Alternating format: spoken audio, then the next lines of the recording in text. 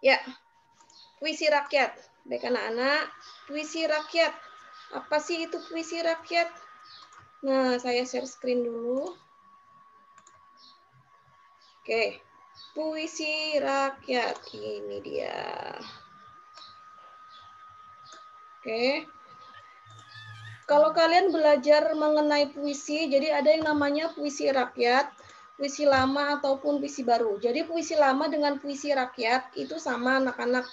Puisi lama itu ya puisi rakyat itu. Namun puisi yang sering kalian buat, kan dulu waktu SD kayaknya pernah tuh buat puisi ya, ada tuh materi puisi ada kayaknya kelas 6 itu.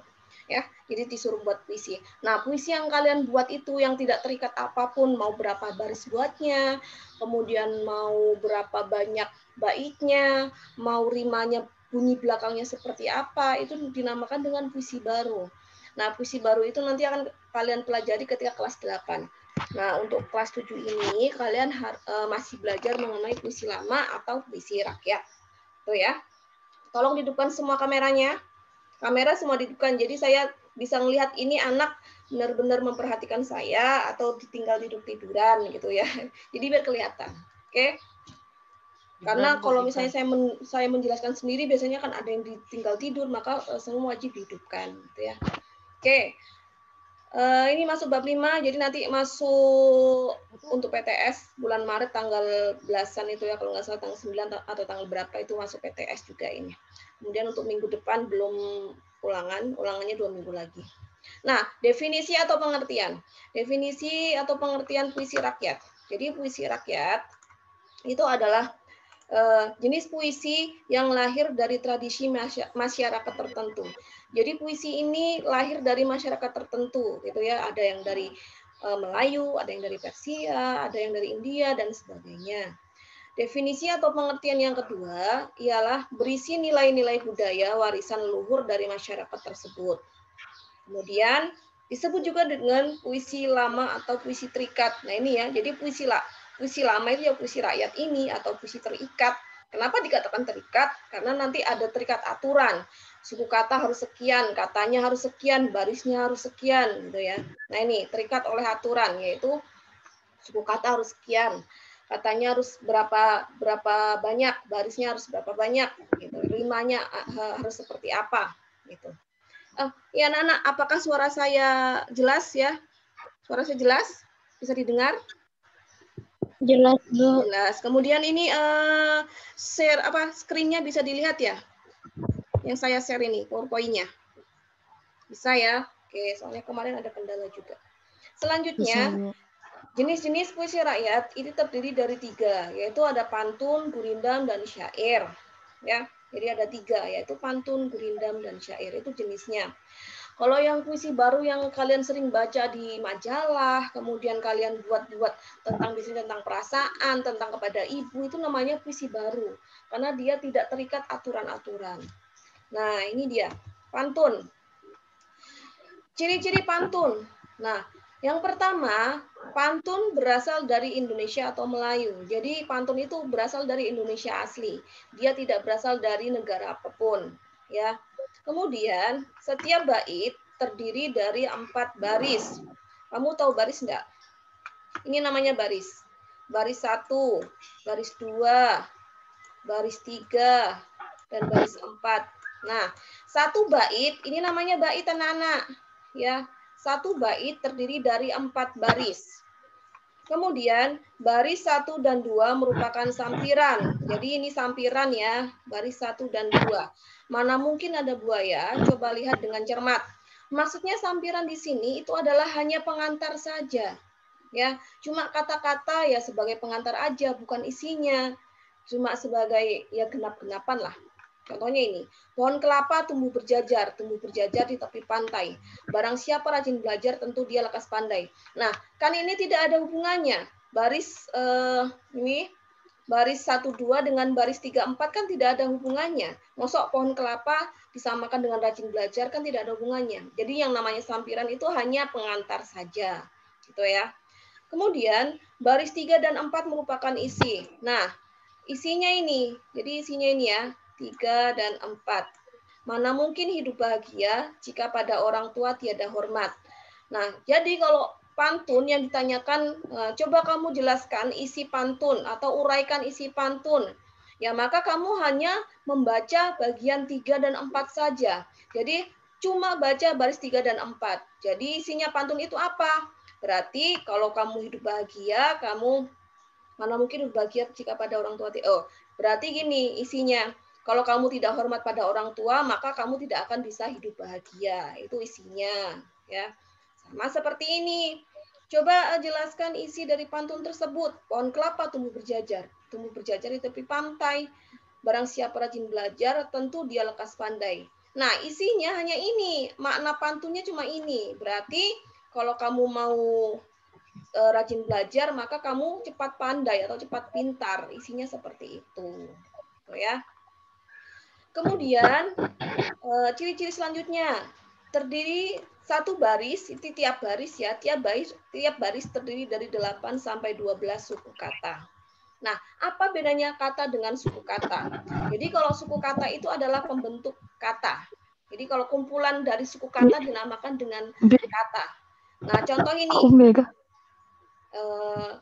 Kata, ini namanya kata, pohon, kelapa, tumbuh, berjajar. Berarti ini ada 4 kata. Nah, ada berapa suku kata? Suku kata itu adalah pembentuk kata. Jadi seperti ini. Ya, nanti ada soal tentang suku kata. Jadi di akhir saya menjelaskan akan ada soal mengenai suku kata yang harus kalian kerjakan. Contoh seperti ini. Ini namanya suku kata. Jika, lau, tuan, tajuk, cendana. Kita lihat ada berapa suku kata di sini. 1, 2, 3, kemudian ada 4, ada 5, ada 6, 7, 8, 9, 10. Nah, ada 10 suku kata pada baris pertama. Ya. Nah, ini syaratnya terdiri dari 8 sampai 12. Berarti 8, 9, 10, 11, 12 boleh. Kalau 7 boleh nggak? Boleh nggak, Dava, kalau 7? Dava? Loh, kok dimatikan? Kalau 7 boleh nggak? Anita, gimana Anita? Boleh nggak kalau 7? Nggak boleh, Bu. Nggak boleh. Nggak boleh. Ya. Kalau 13 boleh tidak? Nggak boleh, Bu. Nggak boleh juga. Ya. Berarti 8, 9, 10, 11, 12. Gitu ya. Itu ada 10. Kemudian yang ini, coba dihitung. Ada berapa suku kata? Gibran. Coba kamu hitung. Ya, Bu. Coba hitung baris kedua ini. Yang saya garis-garis.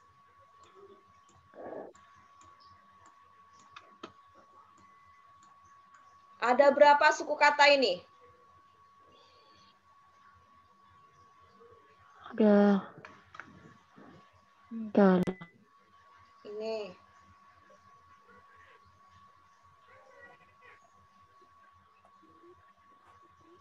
Ada? Ada yang tahu berapa suku kata? Teman-teman yang lain? 9, Bu. 9, ya betul ya, 9 suku kata. Oke, benar. Jadi sudah memasuki sudah sesuai dengan ciri-cirinya. Bu, kalau misalnya di situ ada pantun tuh. Misalnya baris 1, 2 sudah benar ada 10 dan 9. Misalnya baris keempatnya kok ada 13. Bagaimana Bu itu? Ya berarti itu pantun yang salah. Gitu ya. Jadi dia tidak mengikuti ciri-ciri yang sudah ditentukan, tidak mengikuti aturan yang ditentukan, gitu ya. Oke, ini sudah lengkap ini ya. Jikalau 1, 2, 3, 4, 5, 6, 7, 8, 9, 10, 11 ini ada 11. Sudah benar ya. Binatang apa bertanduk di kaki? 1, 2, 3, 4, 5, 6, 7, 8, 9, 10, 11 ini juga 11. Jadi ini adalah pantun yang betul ya. Rima ya, ciri selanjutnya rima atau sajak akhir ABAB. Nah, ini banyak yang salah nih. Kemarin disuruh menjelaskan rima aja banyak sekali yang salah ya. Rima atau sajak akhir itu adalah bunyi bagian akhir anak-anak. Bunyinya ya ini, ya. Ini bunyinya. Nah, ini bunyinya. Bukan dibacanya AT-AT, tidak. Tapi karena yang namanya pantun itu wajib, baris pertama dengan baris pertama itu bunyi akhirnya harus sama. Kemudian baris ketiga dengan baris keempat, bunyi akhirnya juga sama. Maka yang pertama itu dinamakan A, kemudian yang kedua ini kan beda tuh dengan yang pertama. Dikatakan B, maka disebut dengan B. Kemudian ini kan syarat pantun, baris ketiga dengan baris satu harus sama. Berarti yang baris ketiga adalah A lagi. Kemudian ini syarat pantun selanjutnya. Baris keempat dengan baris kedua itu harus sama. Maka baris keempat disebut dengan B. Ya, jadi sebutkan rima atau sajak itu pantun tersebut. Ya tinggal ditulis ABAB gitu aja ya. Bukan AT-AT, tidak ada AT-AT, tapi ikuti ABAB. Ikuti yang huruf depan dulu. A, B, C, dan seterusnya. Ya, sama seperti ini, bukan AI, tapi A, B, AB. Ingat, yang namanya pantun, baris pertama dengan baris ketiga itu bunyi akhirnya atau rimanya sama. Ini sama ya, tuh. Yang ini sama, R dengan R. Kemudian baris kedua dan baris keempat juga sama, gitu. Ya, bagaimana, ada pertanyaan mengenai pantun? Ada ya, oke. Selanjutnya ini, ciri-ciri selanjutnya dia bersifat mendidik atau menghibur. Ya, mendidik ya ini mana mungkin hidup bahagia jika pada orang tua tidak hormat. Ini kan mendidik, tentang pendidikan. Kalau yang menghibur seperti apa? Ada yang nanti ini menghibur. Jikalau Tuhan bijaksana, binatang apa bertanduk di kaki. Nah, ini kan bukan mendidik, tapi dia menghibur. Ini pantun yang isinya mencari tahu tentang sesuatu. Nanti ada jenis-jenis pantun. Gitu ya. Jadi kalau pantun itu isinya bisa mendidik, nasihat, atau menghibur. Oke, selanjutnya gurindam. Selanjutnya ini gurindam. Kalau tadi pantun berasal dari Melayu ya, sekarang gurindam. Kalau gurindam berasal dari India. Nih, gurindam berasal dari India. Rima sajaknya AA, BB, atau CC. Nah, ini juga banyak yang salah ya kemarin tuh harusnya. Rima tadi kan bunyi akhir. Nah, satu bait itu ada 2 baris. Ini sama, disebut dengan AA. Nah, ini sama. Kenapa kok ini BB? Karena ini berbeda dengan ini. Karena bait 1 dengan bait 2 ini berbeda dengan yang atasnya ini. Maka disebut dengan BB. Bu, tapi kalau baitnya antara ini, misalnya ini T, ini T, ini T, ini T, ini T dengan T juga. Berarti bagaimana nulisnya?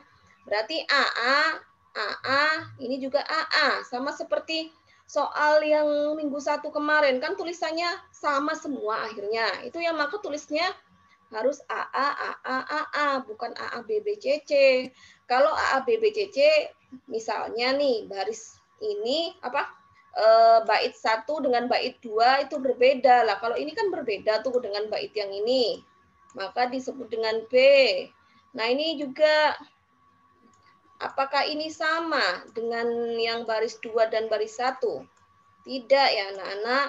Maka kalau berbeda lagi ditulis dengan C. Gitu ya. Kemudian satu bait terdiri dari 2 baris. Nah, ini ya, satu bait ini namanya bait anak-anak. Nah, ini namanya bait. Terdiri dari 2 baris. Kalau tadi pantun ada 4 baris tiap bait, kalau gurindam ada 2 baris ya. 1 2. Oke, ini juga 1 2. Ya. Selanjutnya, tiap baris terdiri dari 10 sampai 14 suku kata. Kalau pantun 8 sampai 12, kalau gurindam 10 sampai 14. Jadi dia lebih banyak ya. Contoh. Nih, oke saya hapus dulu. Contoh.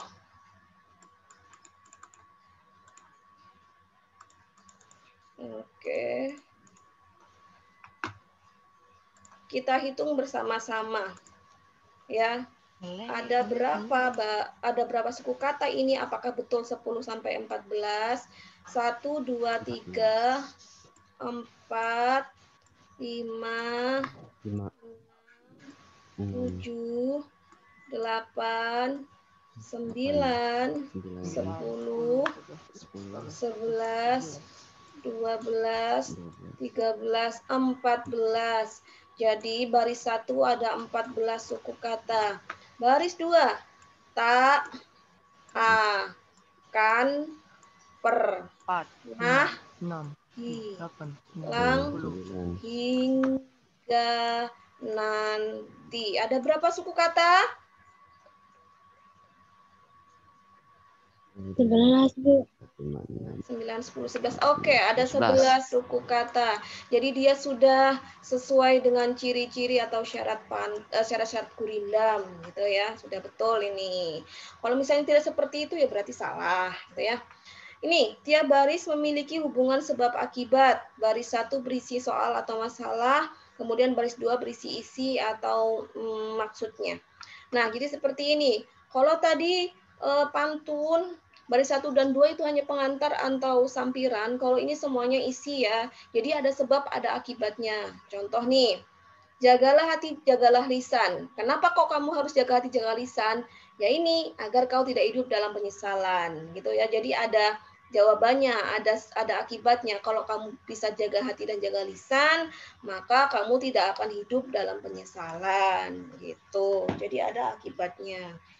Ini juga, apabila hidup selalu berbuat baik, tanda dirinya berhati cantik. Ya kalau kamu orang baik, ya siapapun kamu pasti hatinya akan cantik. Cantik itu bukan laki-laki, bisa juga hatinya cantik gitu ya. Maksudnya cantik di sini adalah baik gitu ya. Bukan parasnya cantik, tidak gitu ya. Ini juga, apabila dengki sudah merasuki hati, tak akan pernah hilang hingga nanti. Kalau kamu punya rasa dengki, iri, kamu sudah dari wataknya seperti itu, ya udah kamu tidak, sampai kapanpun tidak akan pernah hilang perasaan seperti itu, kecuali kamu mau merubah diri sendiri, gitu ya.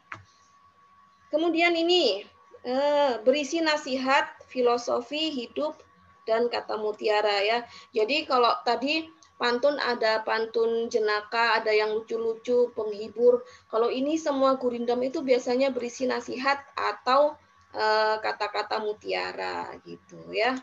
Oke, selanjutnya ini syair ya, ini syair ya. Syair ini kalau tadi gurindam dari India, kemudian pantun dari mana tadi? Melayu ya. Sekarang syair. Syair itu berasal dari Persia.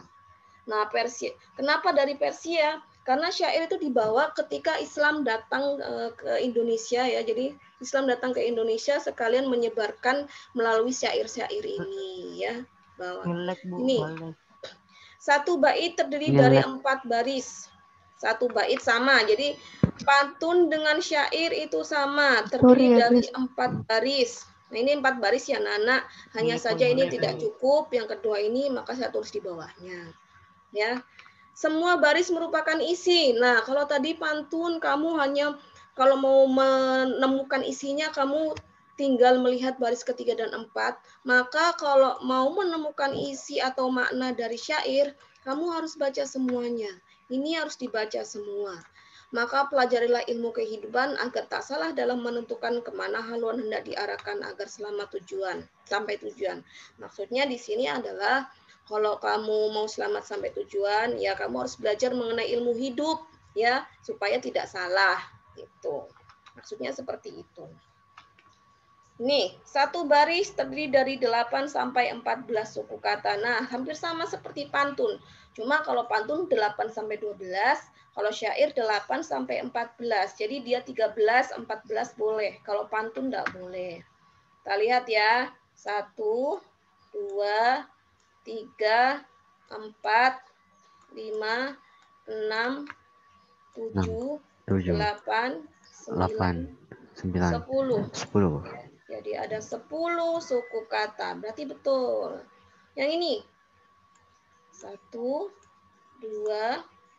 3, 4, 5, 5, 6, 6, 7, 7, 8, 8, 9, 10, 9, 10, 11, 12. Oke ya.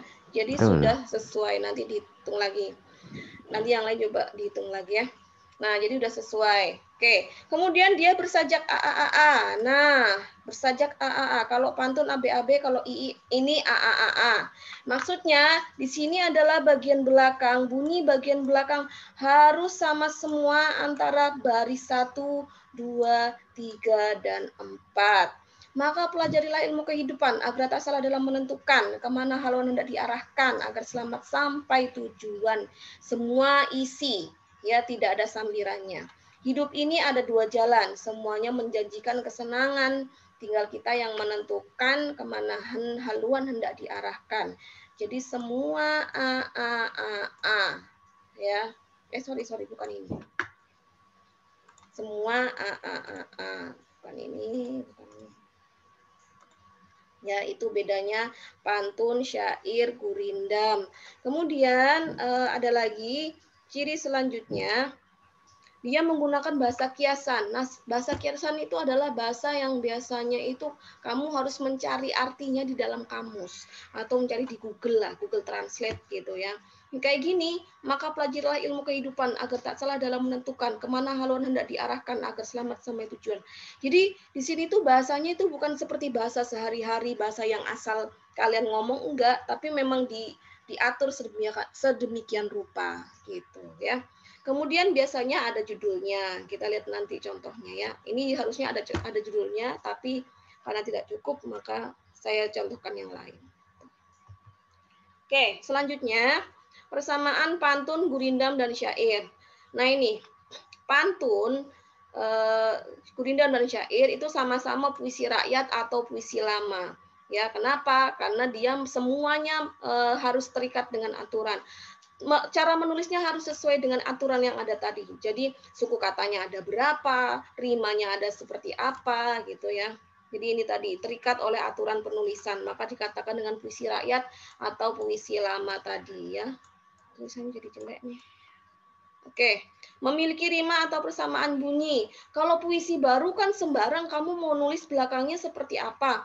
Kalau ini tidak, maka harus ada persamaan bunyinya. ABAB kah, AAA kah, ya pokoknya sesuai dengan aturan. Kemudian memiliki irama, ya, memiliki atau mengandung pesan dan makna. Ya, maksudnya itu tadi. Kalau pantun berarti maknanya atau pesannya ada di baris kedua dan 3 dan 4. Kalau gurindam di semua barisnya, syair juga di semua baris. Ini juga terdiri dari bait-bait, terdiri dari beberapa bait ya. Bait tadi yang 4 baris itu, 2 baris, 4 baris itu namanya bait. Tuh. Nah, ini cara menyimpulkan. Cara menyimpulkan pantun. Bapak Ibu pergi ke pasar, pulangnya membeli roti. Kemudian jadi anak harus rajin belajar, tidak lupa selalu mengaji. Di sini kata-katanya gampang anak-anak ya, kata-katanya gampang, maka tidak ada kata sulit. Kalian tahu semua ini. Roti juga tahu artinya, pasar juga tahu ya. Isinya anak harus rajin belajar dan rajin mengaji. Jadi anak harus rajin belajar, tidak lupa selalu mengaji. Nah, isinya ini ya, ada di baris ke-3 dan 4. Selanjutnya, ini adalah masih pantun ya. Baik bergelas, baik tidak. Buli-buli bertari benang. Anak baik berbalas, baik tidak. Asal budi sama dikenang. Nah, di sini makna kata sulit contohnya adalah buli-buli. Buli-buli artinya apa? Bukan membuli, tapi di sini buli-buli artinya tempat air. Baik bergalas, baik tidak. Bergelas atau tidak. Berarti tempat air. Tempat air bertali benang. Ini kok bahasanya kayak gitu ya? Berarti dia menggunakan bahasa kias. Gitu. Yang penting isi pantunnya, kalian harus tahu. Baik berbalas, baik tidak. Asal budi sama dikenang. Artinya baik dibalas atau tidak, ya budi baik atau perbuatan baik akan tetap selalu diingat oleh siapapun. Gitu ya. Selanjutnya, nah ini syair. Oke, 10 menit lagi. Syair Selendang Delima. Nah ini syair ya. Syair Selendang Delima ini ada judulnya. Ini syahdanya dulu bandar yang beruntung, negeri damai berbalai agung, kerajaannya bernama Sri Bunga Tanjung, rajanya bijak patut disanjung, Ratu Cik Sima. Nah, ini kalau mau menentukan isinya kamu harus membaca ini semua. Bait 1, 2, 3, 4 ternyata dia berkesinambungan atau sama semua. Isinya tentang sesuatu. Kita lihat isinya tentang apa ini. Nah, makna kata sulit syahdan. Di sini ada kata syahdan. Syahdan itu artinya apa? Syahdan itu artinya adalah selanjutnya. Kemudian bandar artinya apa? Ternyata di sini bandar artinya adalah pelabuhan, ya. Bukan bandar togel, tidak, tapi bandar pelabuhan. Buana artinya bumi. Gitu. Ada kata buana nggak di sini? Oh, ada ternyata ya. Di sini nanti kamu cari sendiri. Nanti saya kasih PowerPoint-nya. Isinya ternyata menceritakan kerajaan besar yang damai dan agung bernama Sri Bunga Tanjung yang dipimpin raja bernama Ratu Cik Sima. Iyakah? Coba lihat. Ya, kerajaannya bernama Sri Bunga Tanjung, Ratu Cik Sima nama rajanya. Oh ya benar. Berarti ini tentang kerajaan Sri Bunga Tanjung dengan Ratu Cik Sima rajanya. Kemudian Ratu Cik Sima memiliki 7 putri yang cantik bagi bidadari. Putri bungsunya bergelar Mayang mengurai dilamar Raja Seberang namun pinangan ditolak. Ini ada ya. Raja Seberang datang meminang, putri bungsu cantik tak terbilang. Nah ini, jadi isinya kamu jelaskan semua. Tuh ya. Ini menyimpulkan gurindam. Kalau menyimpulkan gurindam berarti kalau bait 1 dengan bait 2 tidak ada hubungannya, berarti kamu harus menjelaskan satu persatu. Ya, bait 1 ini tentang apa? Hidup itu saling menghargai, bahkan mengharap puji-puji. Maka isinya manusia sebagai makhluk sosial hendaknya bisa saling menghargai satu sama lain. Jangan mengharap pujian sanjungan dari orang lain. Nah, ini jika ingin punya teman di kemudian hari, haruslah kita selalu menepati janji. Intinya bahwa kalau kamu pengen banyak teman, maka kamu harus sering menepati janji, tidak boleh sering bohong gitu ya. Oke anak-anak, ada pertanyaan? Itu dulu yang saya sampaikan soalnya ya. Jadi untuk yang lain-lain jenis-jenis pantun kalian bisa pelajari di sini nanti atau bisa saya jelaskan minggu depan. Tuh ya. Soal ini ya. Jadi ini ada di slide 14. Soalnya ini mengumpat dan menguji hendaklah pikir, disitulah banyak orang yang tergelincir. Pekerjaan marah jangan dibela, nanti hilang akal di kepala. Nah, soalnya yang A, carilah makna kata sulit pada gurindam tersebut, lalu artikan makna kata sulit tersebut. Yang A, kalian harus mencari 2 kata sulit, misalnya yang sulit misalnya kata kepala, maka kamu tulis di sini kepala artinya apa. Terus arti kata marah, marah artinya apa gitu ya. Cari kata sulit di sini.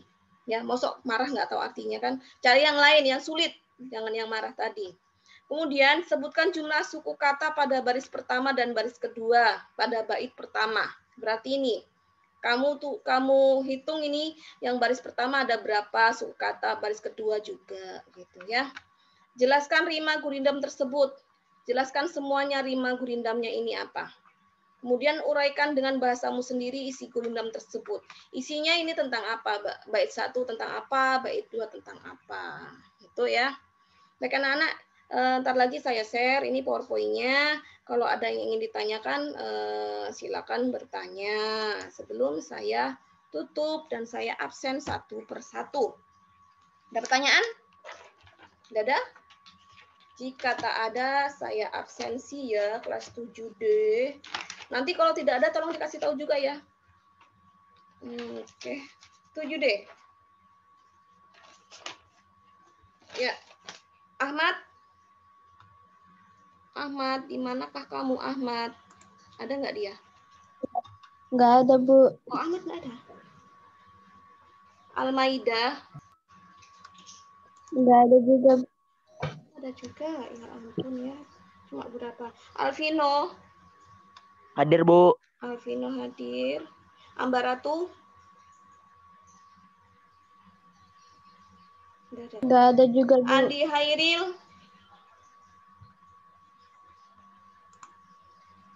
Andi, ya ampun, ini kok cuma berapa tuh? 12 kayaknya. Ya sudah, saya lihat di sini aja ya. Jadi yang hadir cuma Alvino, Dewi Sasmita. Ini paling sedikit nih kelas ini yang hadir. Kemudian Zakira, Anita Ratuloli, Indra Zafira, Tadi perasaan ada beberapa yang hadir ya. M. Syafarasdan. Kemudian Al-Muhammad. Ngelek. Nur Fitriani. Oh, ini ada yang hadir lagi. Syafira Prasanti. Oke. Sheila Nur Anjani. Nur Anjani ya? Bukan Nur Anjayani. Yuliana Kos. Ini ya. Sheila. Siapa lagi yang belum saya kok ini tadi? Muhammad Rafli ada ya? Muhammad Rafli ada. Siapa lagi? Ahmad ini baru ada. Tadi nggak ada kamu, Mat. Ngelek Bu, ngelek. Oh, ngelek. Ya sudah, jaringannya jelek ya. Dava ada. Indra. Ini yang kemarin yang di lab komputer siapa aja? Ahmad, Indra, Gibran gitu ya? Gibran itu nggak tadi? Gibran nggak ada ya di sini ya? Oh, Gibran Ngelek ada. dia Bu, ngelek Bu. Oke, Gibran ada, Sofia ada. Baik anak-anak, jadi yang hadir hanya beberapa ini aja. Sofia. Ngelek lagi. Oke, kalau gitu untuk materi hari ini kita akhiri dulu anak-anak. Apabila ada pertanyaan silakan bertanya kepada saya. Sebentar lagi PowerPoint akan saya share di yang tadi ya, di tempat yang tadi di classroom-nya. Silakan bertanya melalui Wapri ataupun melalui grup kelas ya. Saya akhiri, selamat belajar. Jangan lupa banyak beribadah, berdoa, kemudian banyak makan bergizi karena COVID semakin hari semakin bertambah ya. Wabillahi taufiq wal hidayah. Wassalamualaikum warahmatullahi wabarakatuh. Iya, silakan Lin. Silakan keluar, tidak apa-apa. Jovan ini ada? Hah? Keluar. Jovan ada. Siti Saudia ada juga. Silakan mau live Kok ke situ? Alvino ada. Gibrannya kok ada 2 kamu Gibran? Apa?